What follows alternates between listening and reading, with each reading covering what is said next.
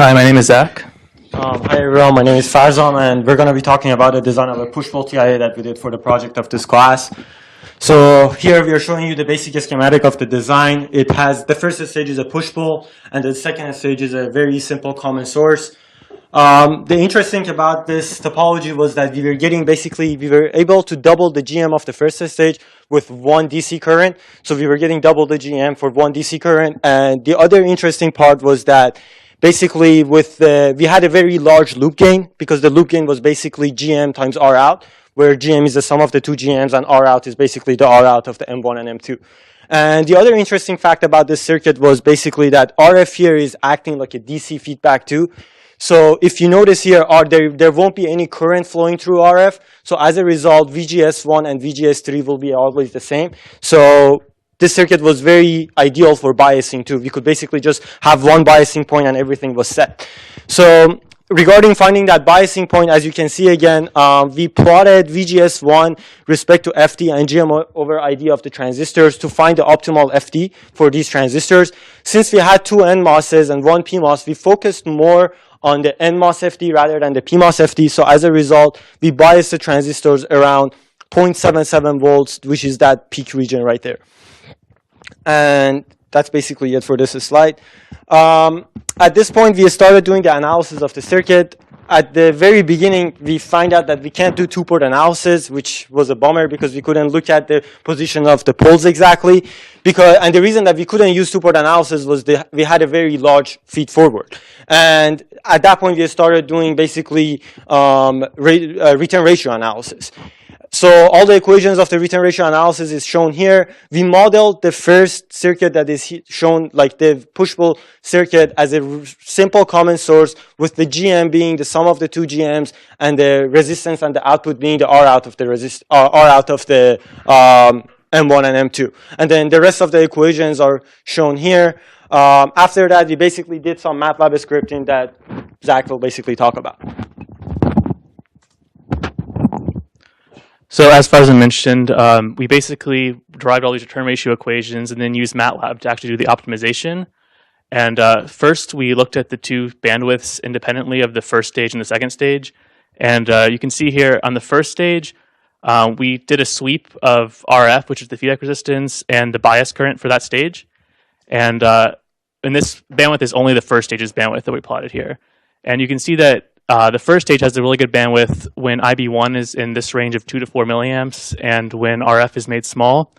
But there's a trade-off, because if you make RF too small, the gain of the first stage is actually approximately equal to RF. So if you make that too small, you need a lot of gain from the second stage. But then we looked at the second stage independently. And for this stage, as you can see, if you make RF large, that improves the bandwidth of the second stage because you don't need as much gain. And also a strong IB3 helps the bandwidth of the second stage.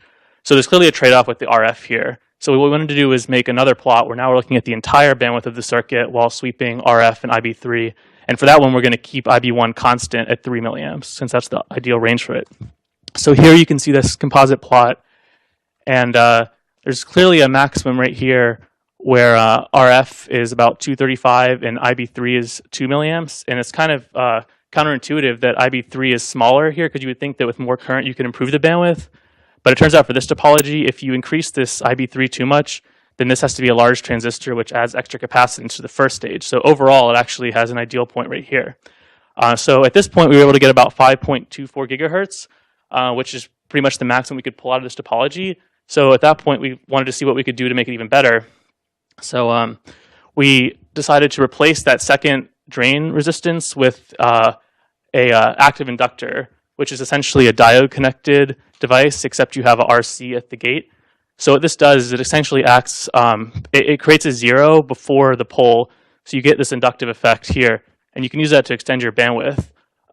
Once you also have the CL here, you actually get a second pole, but you still have the zero before that. So by combining this with the first stage, you can actually extend your overall bandwidth, and we show that here in this composite plot.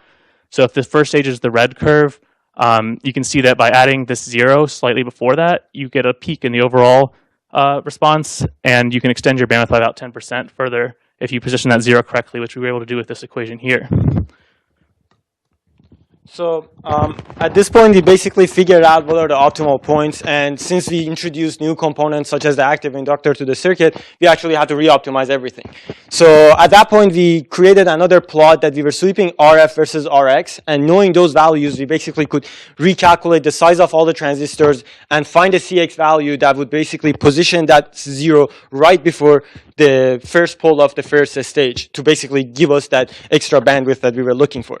Now, the only issue that we had at this point was that basically if you look at this plot, as RF gets smaller and as RX gets bigger, which is that point right there, you can get maximum bandwidth. But the issue was as RF gets smaller, you have to put more pressure on the second stage to get more gain.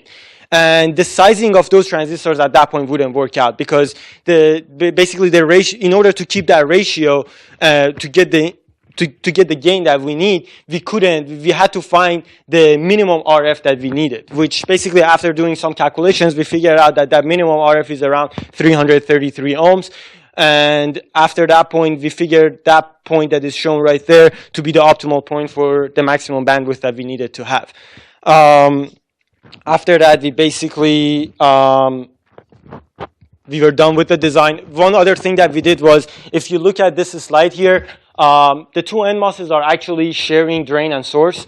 So there is a function called geo that in the layout you can actually share the drain and the source in order to get less parasitic capacitance. So we basically applied that to this node specifically. We couldn't apply it to this node because it's an NMOS and a PMOS and it doesn't make sense for a layout purpose. So the final bandwidth that we ended up getting is 6.16 gigahertz. The current that we are using is only half the current budget that we were supposed to have. So it's about only 5 milliamps. And the noise is below the noise specs that we needed to have. And we have a pretty good phase margin, which is around 63 degrees. The other thing that I want to talk about is the peaking. Here we have about 1 dB of peaking. We were allowed to use 1 dB of peaking. So that's why we actually used it to get the more bandwidth. But if it's not ideal to have peaking in the circuit, you can basically just tweak the value of RX and CX, and that will reduce the peaking. And it will become basically desired to whatever the designer needs. And at this point, I basically just like to open it to questions.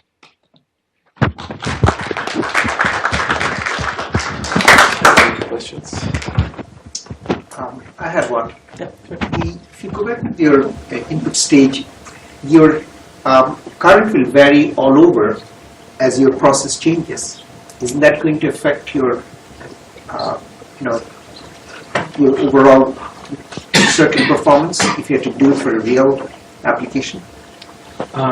Well, the advantage is that it's actually ratiometric, and also it would affect the bandwidth a little bit, yes, but the gain of the first stage is mainly due to RF. So as long as you have a good RF, there's not much mismatch with the RF, then you would be pretty okay with the gain. The bandwidth could change a little bit.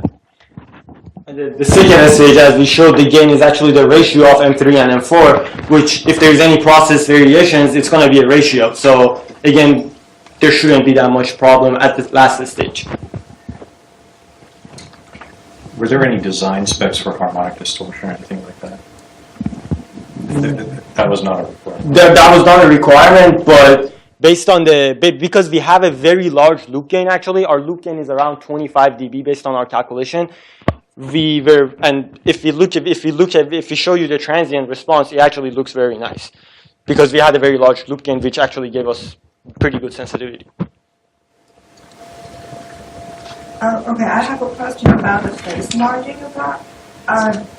Does that happen to be that large, or did you do any optimization to get that? No, we actually didn't do any because the poles are so far away from each other in the circuit that we didn't have to do any compensation in order to get that phase margin actually.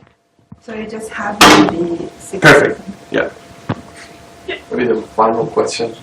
What do you mean by phase margin? Exactly, I have the same question. You don't have feedback in this, right? No, the feedback is RF. Oh, so when you talk about loop gain is only the first stage. Yeah. There is no global feedback. The feedback is only in the first stage. Yeah, so when you talk about phase margin or frequency response, can you go to the plot?